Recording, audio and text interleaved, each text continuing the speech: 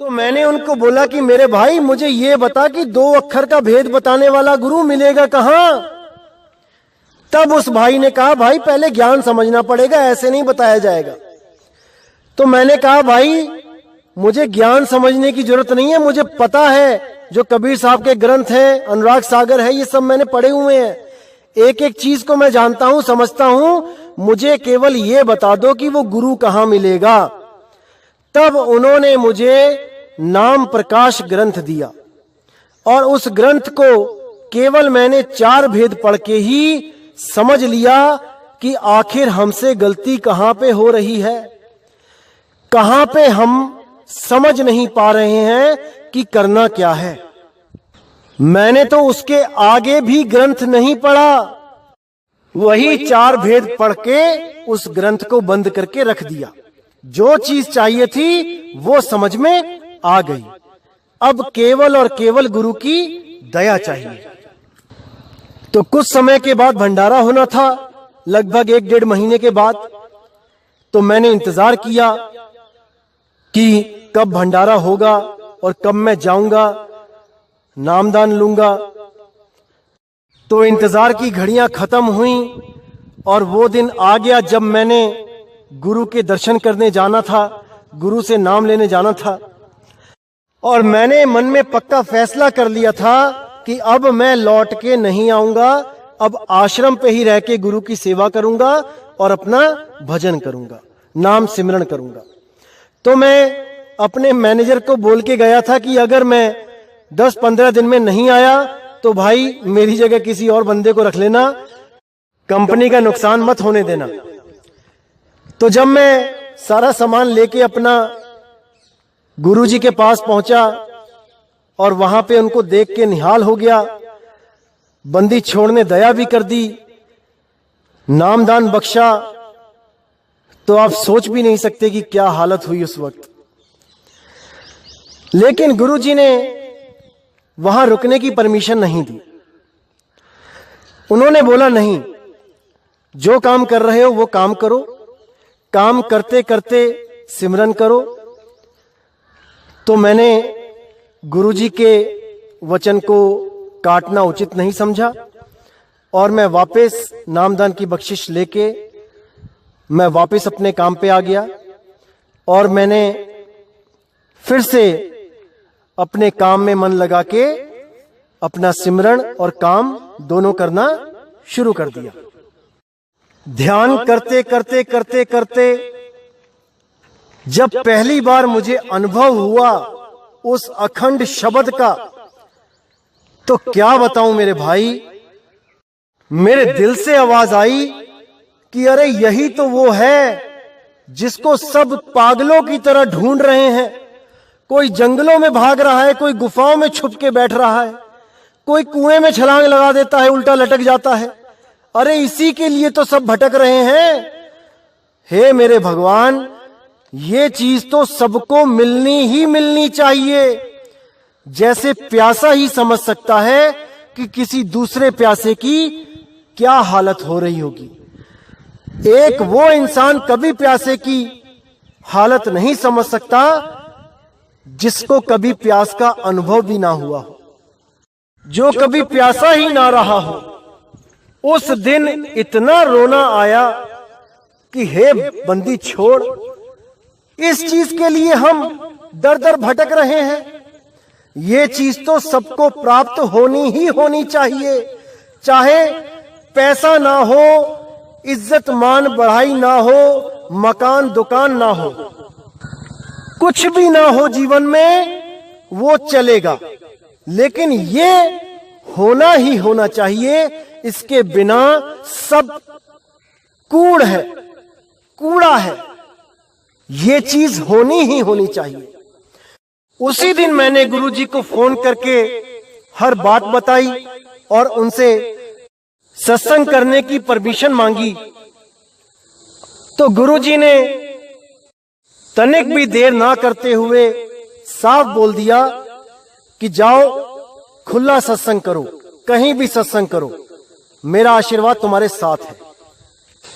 बस उसी दिन से मैं जॉब भी करता रहा और सत्संग भी करता रहा। मैंने जब तक जॉब करी तब तक जहां जहां भी जॉब करी उस पूरे जिले में और 100, 150, 200 किलोमीटर तक दूर दूर जाके लोगों को सत्संग दिया, परमात्मा के विषय में, शब्द गुरु के विषय में जगाया और काफी लोग जुड़े भी। उसके बाद मुझे लगा कि नौकरी करते हुए मैं ज्यादा दूर नहीं जा पाऊंगा, क्योंकि उस वक्त सोशल मीडिया भी इतना एक्टिव नहीं था, क्योंकि मैं उसमें इतना एक्टिव नहीं था। मुझे लगता था कि बाकी भी एक्टिव नहीं होंगे, क्योंकि मैं भी कभी फेसबुक और इन चीजों से जुड़ा नहीं था। तो मुझे लगता था कि जब तक मैं जाऊंगा नहीं, जब तक प्रचार होगा नहीं।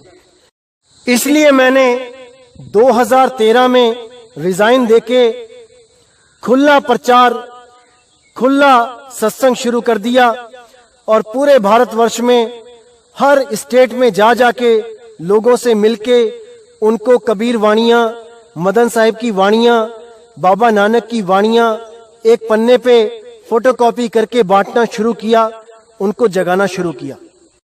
धीरे धीरे लोगों ने बात को समझना शुरू किया और इस पंथ से जुड़ने लगे।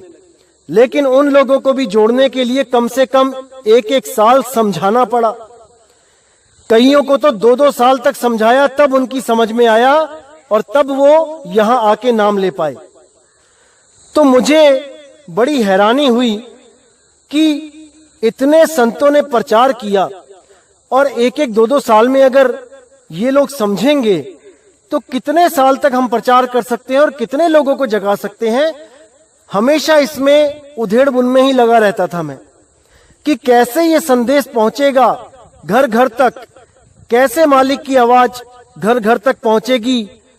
बहुत परेशान रहता था मैं कि कैसे होगा ये प्रचार।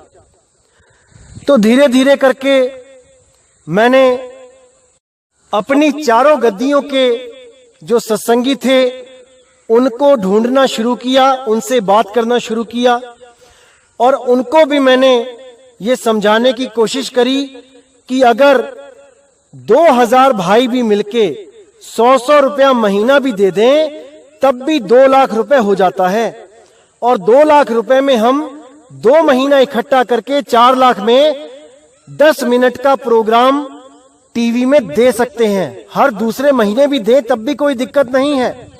1 महीना रुक के अगले महीने 10 मिनट के लिए अगर कोई सत्संग हमारा चले, इसमें भी कोई दिक्कत नहीं है।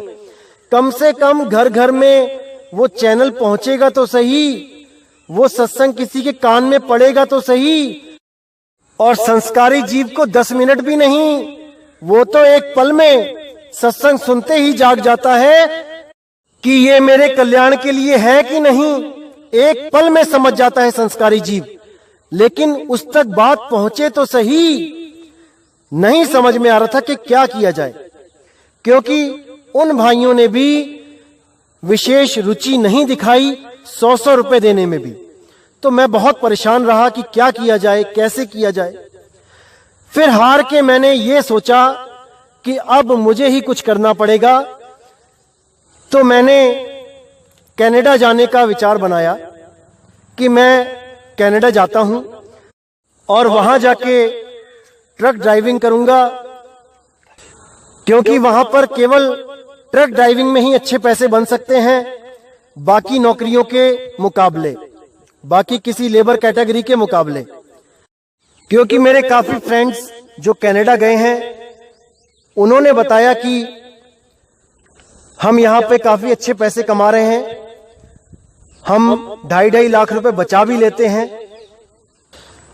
तो मैंने सोचा कि ये सही रहेगा, किसी से मांगने की जरूरत भी नहीं पड़ेगी और अपनी मेहनत की कमाई से मैं प्रचार भी कर पाऊंगा। इसके चलते मैंने इमिग्रेशन ऑफिस में जा जाके पता किया कि फार्मेसी की डिमांड आई कि नहीं आई जॉब लिस्ट में कनाडा के। लेकिन मालिक को शायद यही मंजूर था कि 2-3 साल वेट करने पर भी फार्मेसी ओआईडी में नहीं आई। अगर फार्मेसी डिमांड में आ जाती तो बड़े आराम से मेरे पॉइंट्स पूरे होते और मुझे कनाडा की पीआर आराम से मिलती और मैं बड़े आराम से जाके वहां पे गुरु की सेवा में लग जाता। लेकिन बंदी छोड़ को जैसा मंजूर वैसा ही होना है। मैंने आईएलटीएस भी किया और मैंने ड्राइविंग लाइसेंस भी बनवा लिया। मैंने बस का लाइसेंस बनवाया और ट्रक का भी बनवाना था, लेकिन जब देखा कि डिमांड नहीं आ रही है तो मैं कुछ दिनों के लिए इंतजार करने लगा और अभी तक डिमांड नहीं आई, इसलिए मैंने आगे ट्रक का नहीं बनवाया। क्योंकि अगर इंडिया से ही लाइसेंस बना के जाते हैं आप हैवी का, तो वहां जाके आपको कुछ बेनिफिट मिल जाता है, कुछ छूट मिल जाती है, क्योंकि वहां लाइसेंस बनाना भी बहुत मुश्किल है, बहुत पैसे लगते हैं। तो इन्हीं सब सोच में दिन गुजरने लगे और ऐसा नहीं था कि मैं किसी पंथ में नहीं गया, किसी कबीर पंथ में मैंने बात नहीं करी प्रचार के लिए कि आओ खुल के कबीर साहब के सही ज्ञान का प्रचार करें। मैंने बहुत से कबीर पंथों में कांटेक्ट भी किया और उनके आश्रमों पे उनसे मिलने भी गया, लेकिन किसी भी भाई ने मेरी बात को समझा ही नहीं, क्योंकि सबके सब अपने गुरुओं के द्वारा चढ़ाए गए रंग में ही रंगे हुए थे। कोई ओम की साधना कर रहा था, कोई सोहम को पकड़ के बैठा था, कोई ओम सोहम सत्य कबीर को पकड़ के बैठा था, कोई 5 नाम रट रहा था, कोई 3 नाम रट रहा था। किसी ने भी मेरी बात पे विचार नहीं किया और अपने अपने गुरु के बताए हुए गलत रास्ते पर ही अटल होके चलते रहे। मैंने अहमदगढ़ जाके भी, वहां जो कबीर पंथ चल रहा है वहां पे 3-4 बार जाके मैंने सत्संग भी किया, वहां पे लोगों से मिला भी, लेकिन कोई भी सोहंग नाम को छोड़ने को तैयार नहीं था। मैंने झज्जर वालों से कांटेक्ट किया। अहमदगढ़ और झज्जर एक ही ब्रांच है वैसे तो, वो भी सोहंग में लगे हुए हैं, सोहंग सोहंग जप रहे हैं, कोई विचार नहीं कर रहा। मैंने साहिब कबीर के शब्द भी खोले वहां पे कि जो जन होंगे जौहरी रतन लेंगे बिलगाए, सोहंग सोहंग जपी मुआ मिथ्या जन्म गवाए, पर उन लोग के कान पे जू नहीं रेंगी। जो बरवाला में एक कबीर पंथ चल रहा था, मैंने वहां पर भी कई फोन किए, उनसे भी मैंने अपॉइंटमेंट मांगी, मिलने के लिए समय मांगा, लेकिन उन लोगों ने भी कोई जवाब नहीं दिया और हमें कहते रहे कि आप अपने पंथ की पुस्तकें भेज दो, ज्ञान चर्चा करेंगे। अरे पुस्तकों से क्या ज्ञान चर्चा करोगे भाई? आदमी खुद मिलने के लिए आपको फोन कर रहा है और आप पुस्तकों की बात करते हो। तो वहां पर भी जब कोई बात नहीं बनी तो फिर मैंने यह फैसला लिया कि पूरे भारत में भ्रमण करके जीवों को जगाया जाएगा और जो भी मालिक का विवेकी हंस होगा, पुराना संस्कारी जीव होगा, वो एक पल में ही समझ जाएगा कि इस सत्संग से उसका कल्याण होगा कि नहीं होगा, इस ज्ञान से उसका कल्याण है कि नहीं। उसको ज्यादा देर नहीं लगेगी समझने में। तो इस करके मैंने भारत भ्रमण शुरू किया और पूरे भारत में घूम घूम के लोगों से मिल मिल के उनको इस ज्ञान के अनमोल हीरे, इस ज्ञान के अनमोल रतन बांटने शुरू किए। लेकिन इतना कुछ करने के बाद भी संतुष्टि नहीं हो रही थी, क्योंकि एक आदमी कितने दिन घूमेगा, कितने लोगों से मिलेगा, कितने गांव, कितने शहर कवर करेगा। तो उसी लिए निराशा सी छाती रही कि कैसे प्रचार होगा। तो प्रचार के लिए साम दाम दंड भेद सब कुछ करके देख लिया, लेकिन बात नहीं बन रही थी। समझ ही नहीं आ रहा था कि कैसे घर घर ये ज्ञान पहुंचेगा, कैसे लोगों का कल्याण होगा, कुछ समझ नहीं आ रहा था। इसी बीच कुछ व्हाट्सएप ग्रुप में मुझे कुछ लोगों ने डाला और ज्ञान चर्चा वहां शुरू हो गई। और ज्ञान चर्चा जब शुरू हुई तो वहां पे कुछ नए लोग जो ज्ञान को समझने लगे थे, वो लोग काफी एक्टिव हुए हमारे आश्रम के बारे में जानने के लिए, हमारे मदन साहिब के पंथ को समझने के लिए, जिसमें से कलकत्ता में रहने वाली एक दीदी जिनका नाम वीना जी है, वो भी काफी अच्छी तरह ज्ञान को समझने लगी, जो पहले कई गुरुओं के पास जा चुकी थी। उनको ये ज्ञान बहुत अच्छी तरह समझ में आने लग गया। लेकिन समय के अभाव के कारण मैं ज्यादा बड़े सत्संग उनको नहीं दे पाता था। थोड़ा बहुत बोल के सेंड कर देता था, कभी फोन पे बात हो जाती थी। इस प्रकार वो इस ज्ञान को समझने लगे और उनके साथ और भी कई लोग थे जो इसको समझने लगे। तो कुछ दिनों के बाद, लगभग 2-3 महीने उनके साथ कोई कांटेक्ट नहीं रहा, और 3-4 महीने के बाद उनका मैसेज आया कि नितिन, तू इस सत्संग को सुन, ये जो भाई बोल रहा है ये बहुत ही अच्छा बोलता है और इसका ज्ञान सब गुरुओं के ज्ञान से सर्वश्रेष्ठ है, इसके आगे किसी गुरु का ज्ञान टिक नहीं पाएगा। मैंने कहा बहुत अच्छी बात है, अगर ऐसा कोई भारत में आ गया है बहुत अच्छी बात है, लेकिन ये है कौन, मुझे कुछ बताओ इसके बारे में। तो उन्होंने बोला कि देखो, ये कहता है कि इसका कोई गुरु नहीं है, इसको ज्ञान स्वयं से हुआ है, आत्मा ने इस पे कृपा करी है, ये आत्म कृपा हो गई है इसके ऊपर। मैंने बोला कि भाई, आज तक इस पूरी कायनात में ऐसा कोई नहीं हुआ जिसको बिना गुरु के ज्ञान हो जाए। ये आदमी जरूर झूठ बोल रहा है, या ये डरता है अपने गुरु का नाम लेने से, ये झिझकता है कि लोगों को पता ना चल जाए कि इसका गुरु कौन है, इसको ज्ञान कहां से मिला है। दीदी, आप बिल्कुल विश्वास मत करना, बिना गुरु के ज्ञान हो ही नहीं सकता। तब उन्होंने कहा, अरे तू सुन तो मैंने जब उस भाई के सत्संग सुनने शुरू किए, और जब मैंने पहली बार सुना कि कोई बंदा बोल रहा है कि हमें सतलोक नहीं जाना, हमें अलखलोक नहीं जाना, हमें अनामी लोक नहीं जाना, तो सच मानना भाइयों, मेरे पैरों से भी जमीन निकल गई। मैंने बोला, ऐसा कौन सा गुरु पैदा हो गया भाई जो मूल ज्ञान की बात कर रहा है, जो आत्मज्ञान की बात कर रहा है, और वो भी बिना गुरु के, बिना गुरु धारण किए। ये बात तो कोई कर ही नहीं सकता। ये जरूर कोई ना कोई कपटी इंसान है जो कहीं ना कहीं से ज्ञान चुरा के लाया है।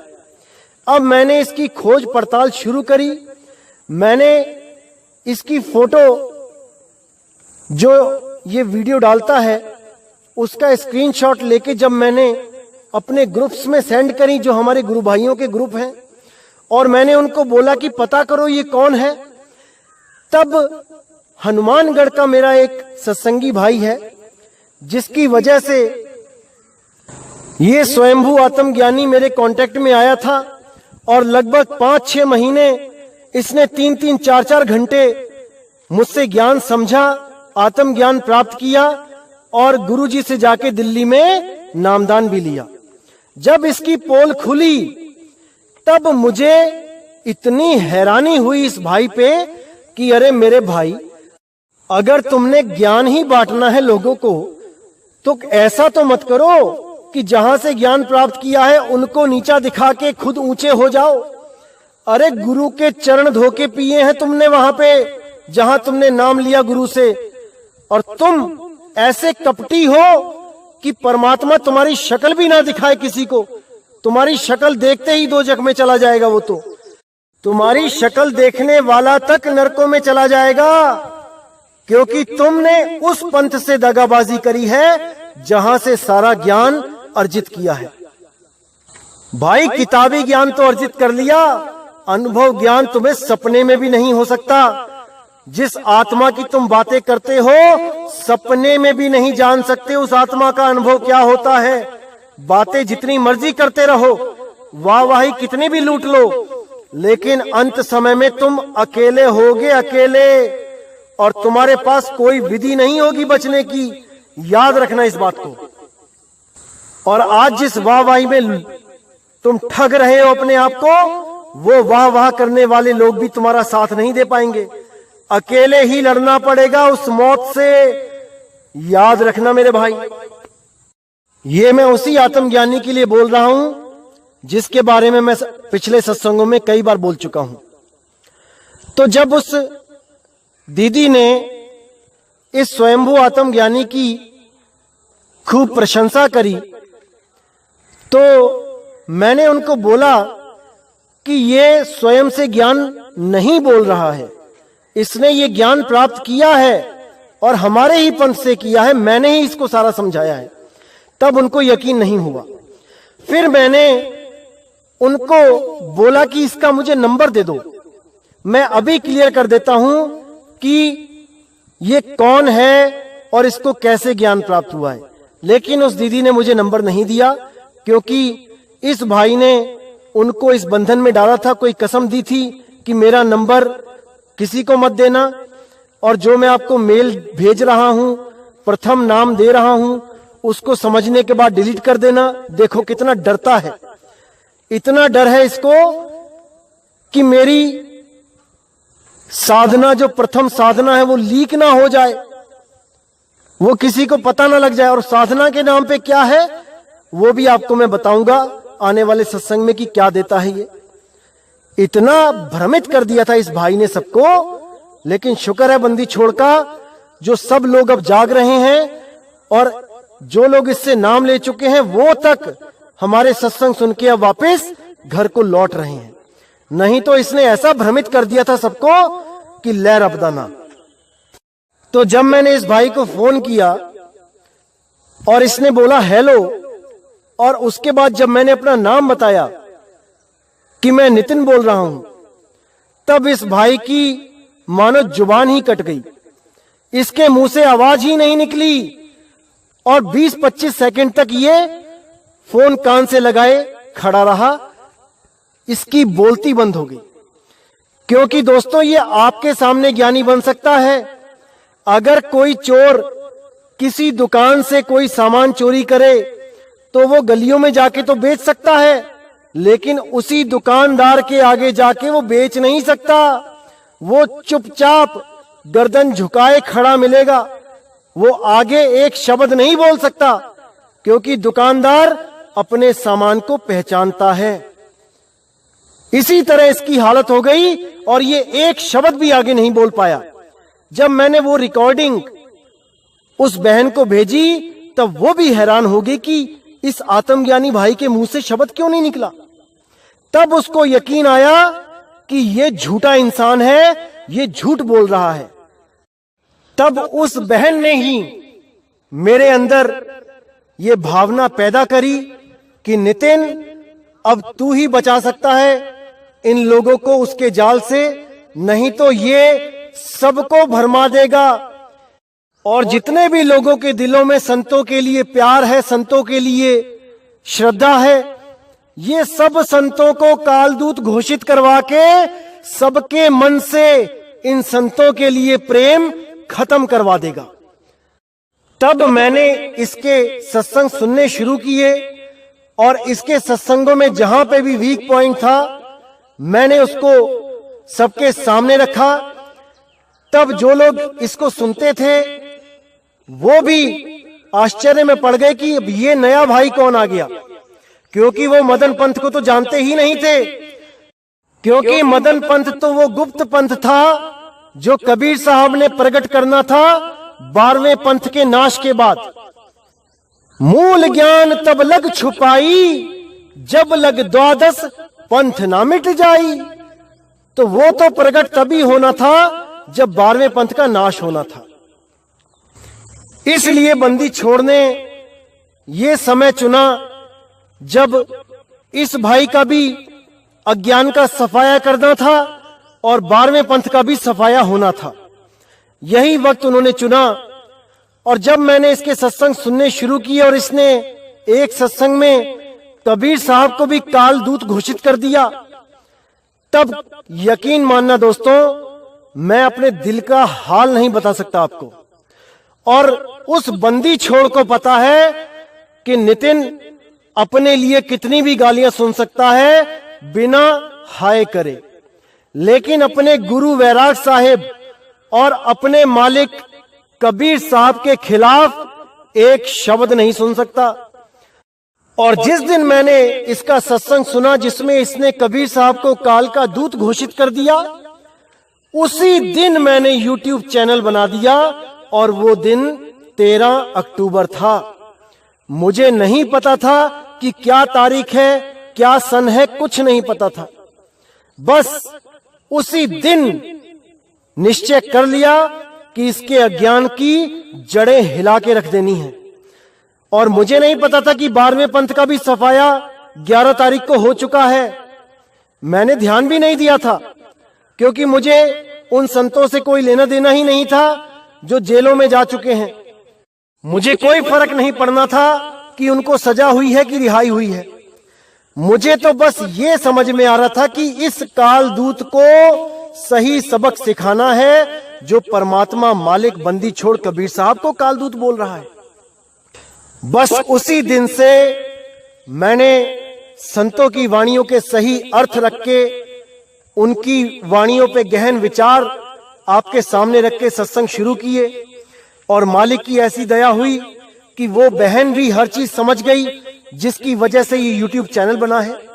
और हजारों लोग जो 12वें पंथ में भी और कई अलग पंथों में जो भटके हुए थे, वो भी इस ज्ञान को समझते हुए अपने अपने पंथों को छोड़कर इस पंथ में शामिल हो गए। और जिन लोगों का कोई लेना देना ही नहीं था संतों से या कबीर साहब से, जो केवल मूर्ति पूजा कर रहे थे, जो केवल नदियों में स्नान कर रहे थे, जो केवल पत्थरों को पूज रहे थे, वो भी इस ज्ञान को समझकर इसमें जुड़ने के लिए ललायत हो गए। ये सब बंदी छोड़ की दया है, परमात्मा की दया है।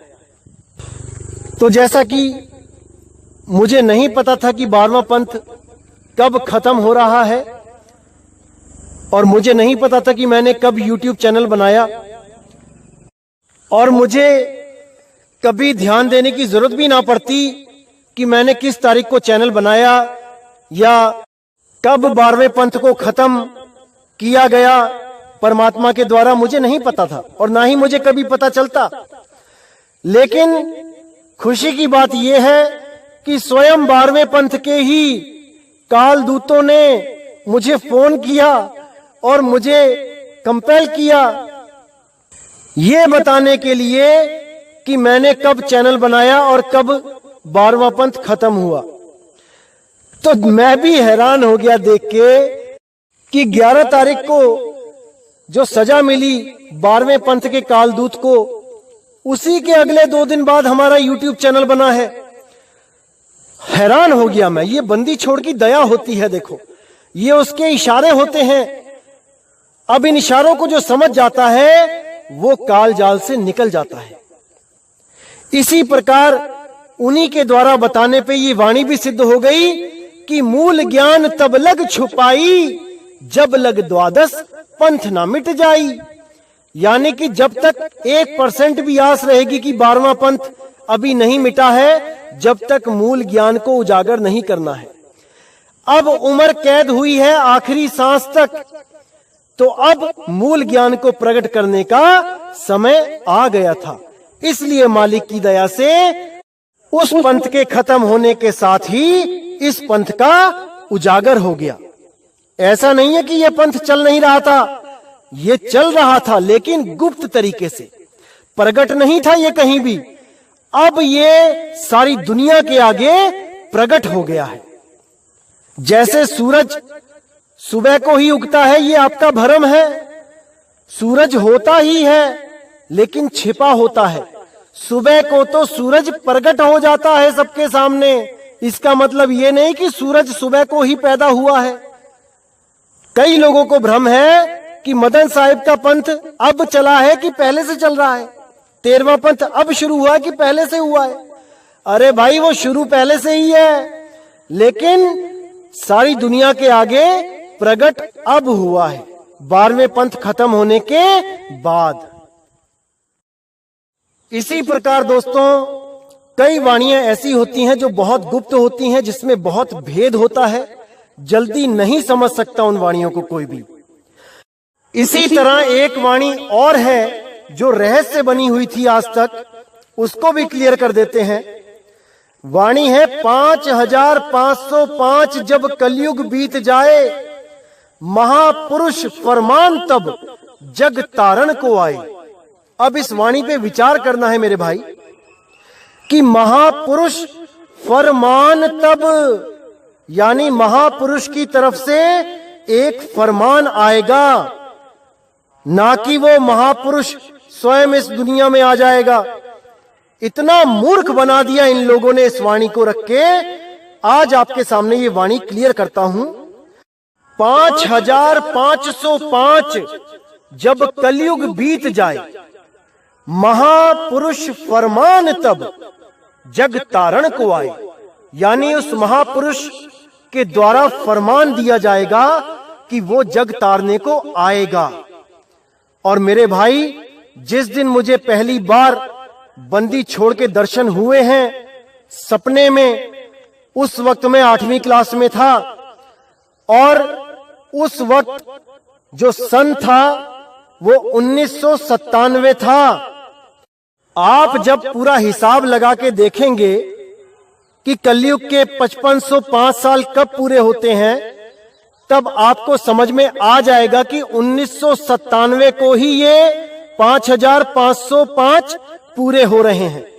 लेकिन आपको भ्रमित करने के लिए 12वें पंथ के कालदूत के द्वारा ये प्रचार किया गया, ये फैलाया गया कि मुझे कबीर साहब मिले 1997 में।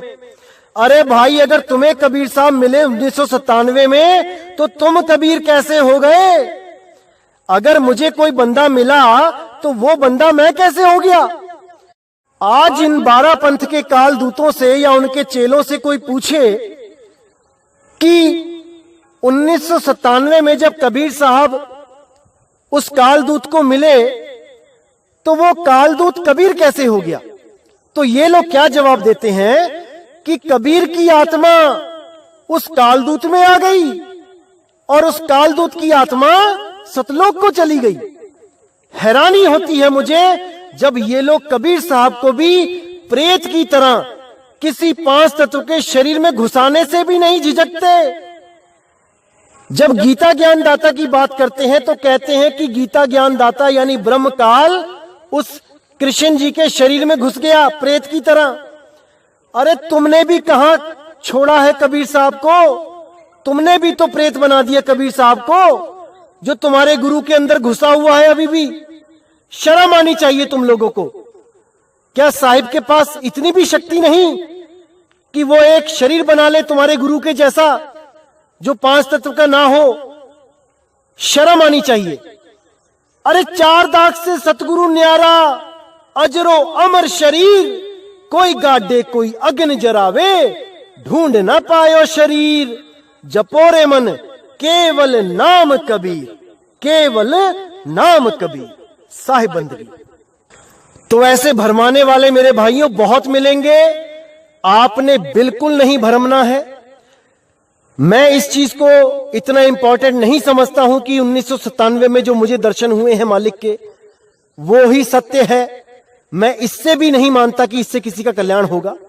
मैं मानता हूं कि सार नाम से कल्याण होगा। जो मूल ज्ञान आपको समझाया जा रहा है, आप केवल उस पे फोकस रखें, बाकी जितनी वाणियां हैं उसको साइड में रख दें। कोई वाणी आपको मुक्त नहीं कर सकती, केवल और केवल सार नाम ही आपको मुक्त कर सकता है। सार शब्द का ज्ञान आपको मुक्त कर सकता है।